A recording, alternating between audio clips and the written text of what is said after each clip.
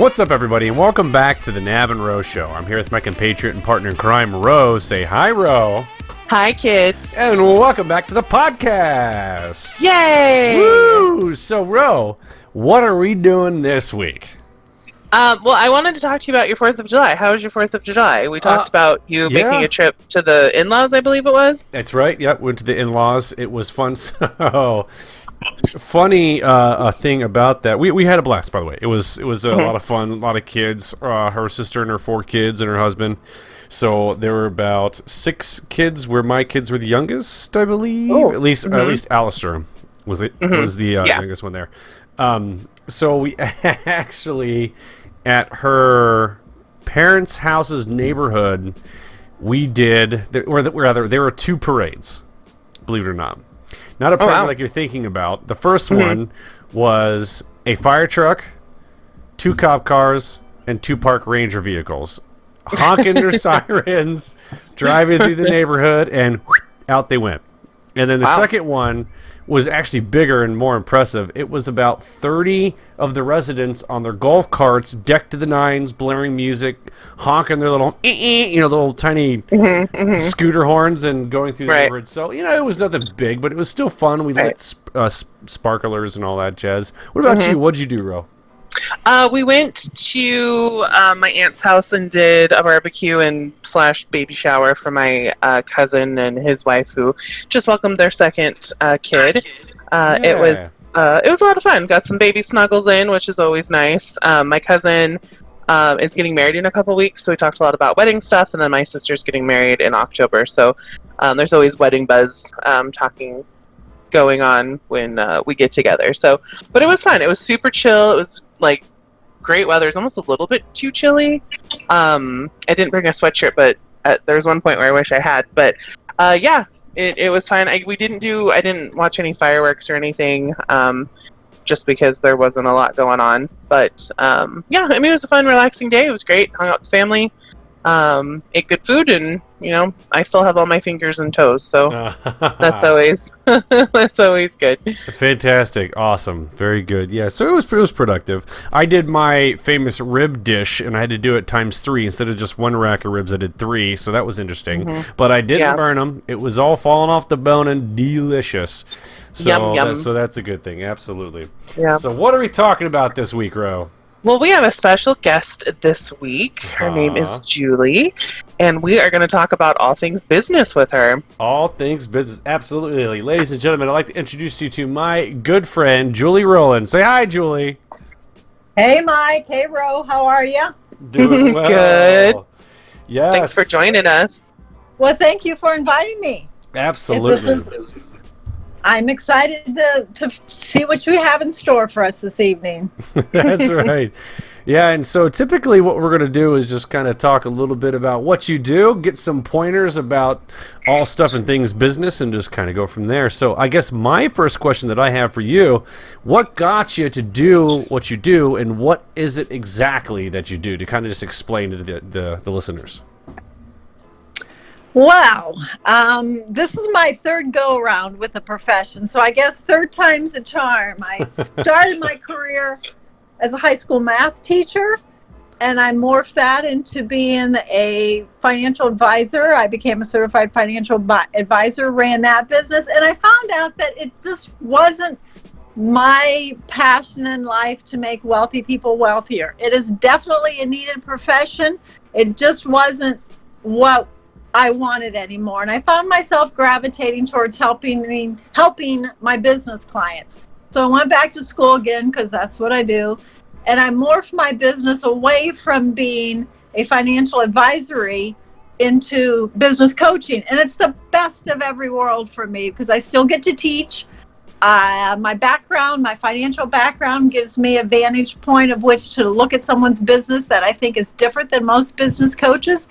And I get to help them succeed. I get to help them make more money. So it took me a long time. I won't tell you my age, but it took me a long time to get here. But 3rd time was a charm for me. I think this is what I will go out as. So.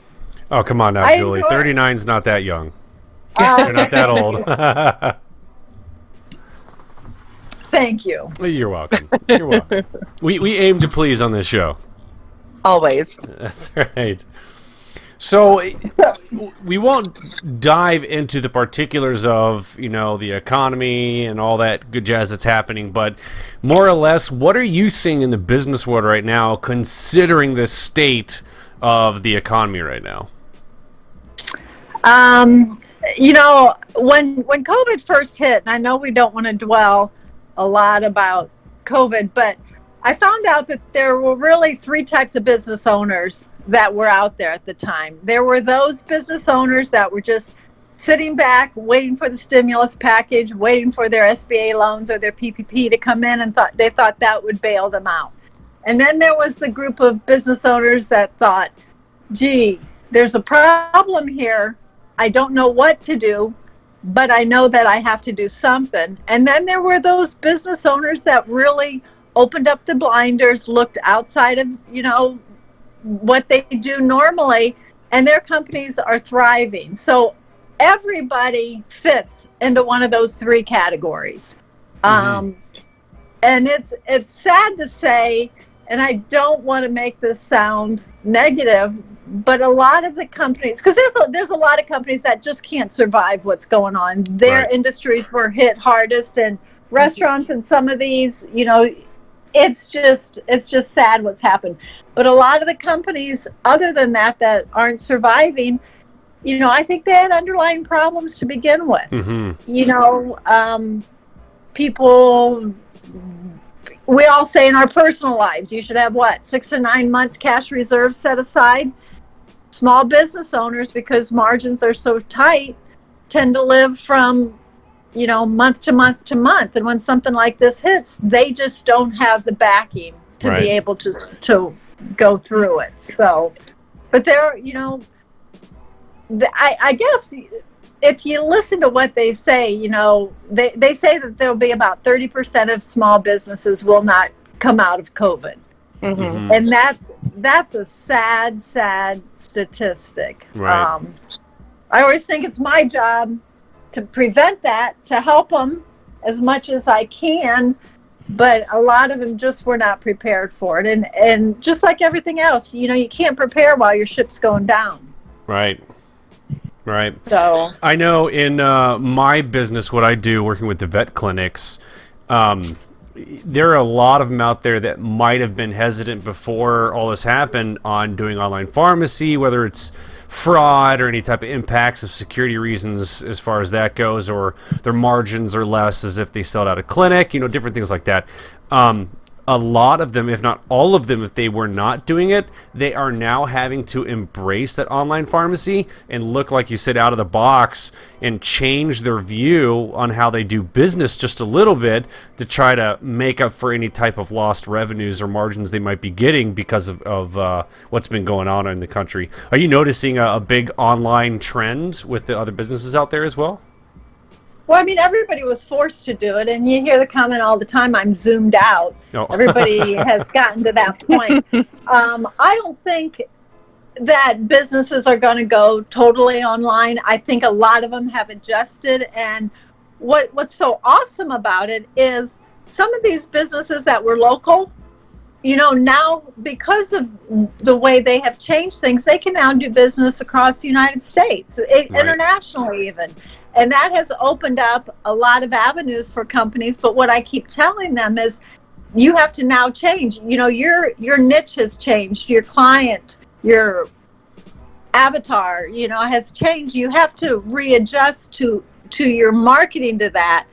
But it has changed the way you can look at your business. And people really, the ones that have taken advantage of it, can really thrive. I mean, I've got he's one of my favorite ones. He's a physical therapist out in Arizona. And he had a brick and mortar place all on his own. We actually had 3 brick and mortar places, and everybody would come into him. And when COVID hit, within 9 days, he had his total, his entire program online to where everybody could now do physical therapy with him. And he figures that about 90% of it he can do that way. And what's great is he has realized that when people go on vacation, they can still do physical therapy. When the snow hits, now in Arizona, they don't have snow, but when there are weather issues, people don't have to miss it. So he's going to end up closing 2 of the brick and mortar places, having just one, and doing the rest of it online. And he did that very quickly. In 9 days, he got it all organized. Wow. That's someone who thinks outside of the box rather than sit at home and say, I don't know what I'm going to do. I hope I get the loan. I'm scared. And everybody was scared. I mean, shoot, it hit me. My clients all put me on pause within a couple days. So it hits everybody. It's just what you do with it from that point. Yeah. Is what matters. You have to be adaptable, know? No, I mean, in all facets of life, you should be somewhat adaptable. I mean, things are ever evolving and changing, and business is one of them too. So, I think if we just look as businesses in general aspects, not even with the pandemic and all that jazz that's happening, but I mean, as a business or as a salesperson, I think everybody is in sales, to be honest. Everybody, the nurses, everybody, they have to sell some type of product, service, whatever it is. You have to look outside the box, do something clever, better than the next person to get your name out there, to intrigue that client to come in to want your goods or services. I know it might seem a little bit more now than in the past, but it was equally as important in the past as it is now, in my opinion. What are your thoughts on that? I always say, if you can take your advertisement and put your competitor's name on it and it rings true, or vice versa, if you can take their ads and put your name on it and you're doing the exact same thing, then the only reason they would choose you is either because you are the cheapest one out there or you are the closest one to them. And if they're choosing you just because you're the cheapest, as soon as somebody undercuts you, they will leave. And so you have to have that what I call, when I work with a client, one of the first things we have to do is we have to come out with what makes them different. What do you do better, faster, quicker, with more pizzazz than your competitors do? And one thing we always do is we gather all the competitors' information. We find out what they do, and then we pick what we can do better than them. And that becomes our compelling message. That becomes what we concentrate on. That sets us apart, because it is so difficult these days to stay in front of people. I mean, I have this thing that I call the buyer's journey, because, back when I bought my first car, I had one place to go in my hometown. I didn't have it. I could go online and look and, and I hate to admit it, but I think I paid $500 over a sticker because I was afraid he would sell it to somebody else before I got back with my checkbook. But now people go on and they look at 100 different sites. They buy cars on eBay. They do all of their research. And I tell people, if you're not in front of them while they're trying to make that decision, when they decide that it's finally, I'm ready to pull the plug I'm going to pull the trigger and make that decision, they're not going to choose you because they don't know you. You have to get in front of them and let them know what you do different than everybody else. Otherwise, they're just going to pick you because you're the cheapest, if that's, what you're going for. Right. But at the same point, because I know you and I had talked about this before, talking about the importance of customer service. Would you be able to maybe do a quick blurb on your 2 cents on customer service? You know what I think. Well, yes. And I mean, customer service has gone to the wayside for so many companies. And if you're like everybody else, when you call someone and you have to press 5 numbers to get a hold of someone, then you get put into a voicemail and you never get that personal touch, that doesn't fly anymore. Probably 10 years ago, when a lot of the technology was just first coming out, that was all exciting and new and everybody was doing it. And now we have found that, no, I want to know that you know what I need and that you are there for me and that I can call and you will take my call. It's becoming more and more important that you touch your clients, that you have face-to-face with them, which is one of the reasons why COVID is so is so difficult for companies right now. Mm-hmm. And customer service, if you can figure out a way to get your, my favorite saying is every client or customer that comes in your door has a problem they don't want and a solution they don't have. You have to figure out what their problem is, and you have to be the solution. Companies too often fall in love with their product. I love what I do. I love this. You have to love your customer, and you have to want to serve them. You have to want to solve their problems. So when you sit down and think about who it is you're serving, remember, they come to you because they have a problem. They may not know they have a problem yet, but they have a problem. And you've got to figure out for your company, how can I be the solution for them, and put that person in front of you and serve them. Customer service, it has gone to the wayside. And it's difficult now. I hate to even say that now, because with COVID, it's so hard to have that face-to-face personal service.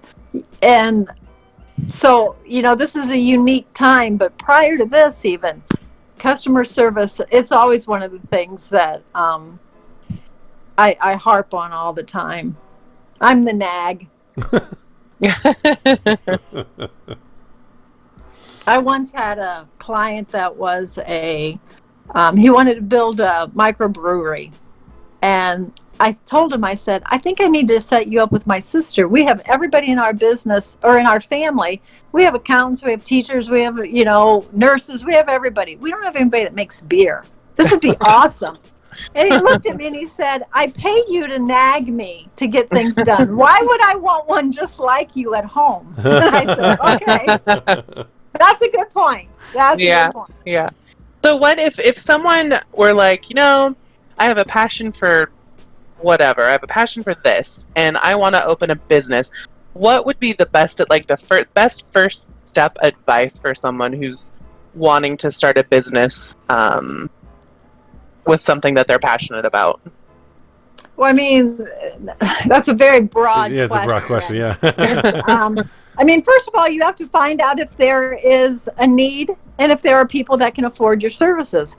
I might want to, have a company that does something, but if there's not a market for it out there, or if it's an overly saturated market and I have not figured out how to be unique in that market, then I'm not going to get anywhere. So the first thing you have to do is you have to do some market research and figure out, is there a need for the service, product, or talent that I have? And are there people that can afford to pay for it? So you have to start there. I always have people, and then what happened a long time ago, people would just hang out their shingle and wait for people to come in their door. And people did, because there wasn't a lot of options. What you have to do now is really sit down, and it's difficult because money is always an issue, but you have to sit down and you have to decide, who is it I want to serve? How do I want to serve them? What can I do? And then I'm a big believer in putting policies, procedures, systems, and controls into place. People don't set a solid foundation. They don't put a vision for their company. They just start working, and every day they get up, and I call it the Groundhog Day. They do the same dang thing day after day, hoping that tomorrow will be different. They have the same to-do list, the same tasks, because they've never set a vision for their company. They've never, written the mission statement. People get a vision and a mission mixed up all the time. A vision is where you want to be 5 to 10 years from now. A mission statement is how you're going to accomplish that in the next 12 months. What am I going to do in the next 12 months to get closer to that? So the other very important thing you have to do is, when you're starting your new business, is plan for the future.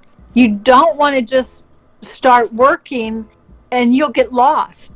You might have an okay business, but you'll never be great because you don't have that place that you're aiming for. Right. You can't get in the car and just drive and think that you'll end up at the beach, So Well, I like the beach. I do too. Jump in the car. I live like an hour and a half from the beach, so if I go that way, I'm running right into the ocean. Ain't no missing that. Well, there's something I wanted to talk about. I was actually on one of your webinars that you did on Facebook, and a topic you talked about was time blocking. Is there any way, without going into the whole thing, maybe kind of brushing up just on the couple bullet points about it for us? Okay, the most important thing to know is when you switch from topic to topic very quickly, you know how we do that. Oh, look, there's something shiny, or there's a paper over there, I got to address that. And then you jump over to the next one. It literally takes your brain 15 minutes to get refocused on what you're doing. And by that time, you've gone on to the next task. So you never have 100% that you're putting towards that. I don't mean to interrupt, but what is time blocking? I know nothing about business words or world or anything. So what is time blocking? Time blocking is like taking a 3-hour time period and working on one issue. Like if I want to work on marketing for my business, I'll set aside 4 hours, and I don't answer my phone call. I don't check my email. I don't do anything. I focus on doing that. I do the same thing for finance. I have a block of time once a week when I pay my invoices, when I balance my checkbook, when I look at all of that stuff. People get in the habit of, a bill comes in. Well, it only takes me 5 minutes, and I'm going to go online and pay that. But what it does is it interrupts your thought process, and you're never giving anything 100%. So many studies have been done that when you're concentrating on one thing, it gets 100%. Gotcha. When you're like a planning process, essentially. Yeah, but you have to do it in large blocks. Okay. If you try to do something for 15 minutes, it just doesn't work. And I want all of my clients to do 4 or 5 hours a week that they set aside, that they work on their business plan, that they figure out where it is they want to go, what human resource problems do they have, what products are they going to bring out, rather than just do it haphazardly. I firmly believe you got to shut the door. And my clients all know I have 2 times a day that I return calls. If it's an emergency, they can text me and I will, look at that. But they all know that if they get my voicemail, it's because I'm busy, and I'll return my phone calls at 2 times a day. I don't do them all day long. I don't check my email all day long. Mm-hmm. I have times that I work on it. And it helps keep me focused. And I did a thing with a CPA client of mine. I had him do a 2-week time management of keep track every 30 minutes what he got done during that time. And he was all over the place. Then we took those activities and we did them in blocks, and it was amazing how much more he could get done because he wasn't jumping all over the place. And he didn't believe me. He set out to prove me wrong. And then there's always that little panic that goes, oh shoot, I hope this works, but it did. Yeah. So that's a good time blocking. Yeah, it's definitely a good time management tool. I know that people who are trying to plan their lives with whether it be school or kids or family functions or stuff too. It's nice. I just wasn't sure if it meant something different in that world. I wanted to be able to follow along. It's just making sure that you set enough time and block out everything else. Mm-hmm, you have to shut the door. You have to turn the phone off, and you can't, If you think of it as, your computer screen, and you have all of the different tabs across the top open, you've got Facebook up there, LinkedIn. All of those things are getting your attention. And people switch back and forth between them. And, there's my QuickBooks, and there's, my email. And they go back and forth. Your brain isn't meant to go back and forth that quick. It takes it so long. And they say it takes it 15 minutes until it can get fully focused again. Mm-hmm. So I can believe it. So I'm all about saving time and trying to get as much done in so that you can have more time to play. That's what it's about. It's about having a lifestyle business that allows you to see your kids' soccer games and to be out there and not to take your work home and be working, until 10, 11 o'clock at night. Mm-hmm. It's a good point. So It makes me think of every single podcast. You go from one topic to the next topic to the next topic to the next topic. What's going on? Oh man, but it's a little bit different because we don't block off time for what we do. I mean, we might plan, but yeah. Well, I don't know about you. I block off time in my schedule for this podcast. So. Oh no, absolutely. I mean, well, I mean, it's true. I mean, I have to block off. We are. Yeah, I mean, I have to block off time a good. Geez, it depends on how much information I'm putting in the editing. A good hour, 2 hours, sometimes 4 hours to edit just a 30-minute ditty. Yep. And if I don't block it off, I just don't do it. Yep. And then the last half hour before it has to launch, I'm like, oh crap, which I've done once, only once, scrambling for the record. So, but no, that's fantastic. So, if you were to give our listeners your top 3 things for running a successful business, what would you say? Only 3? Just 3. The first thing is the most important thing I think is that you have to have a solid foundation. Mm-hmm. You have to have that vision, you have to have that mission, and you have to have those core values. You have to decide, because core values are very important. So that's the first thing you have to have for a business to be successful. They have to have a vision, a mission, a core value. They have to get everybody on board working towards the same goal. And right. Once you have that and you get everybody in it, and if you're a sole entrepreneur, then you have to surround yourself with mentors and with coaches and with people that I always want them to have a board of directors, just have people to bounce ideas off. So the first thing you have to have, to be successful, is you have to have a solid foundation.